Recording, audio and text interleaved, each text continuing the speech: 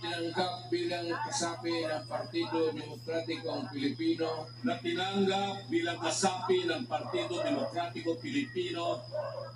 ay sumusumpa Itataguyod ko ang saligang batas ng partido na kung saan nakahalad ang aking paniniwala at paninindigan para sa kalayaan,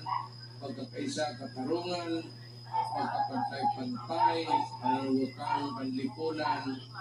kasi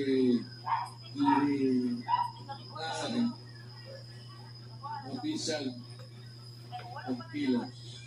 Itataguyod ko ang saligang batas ng partido na kung saan nakalahad ang aking paniniwala at paninindigan para sa kalayaan, pagkakaisa, katarungan, pagkakapantay-pantay at pananagutang panlipunan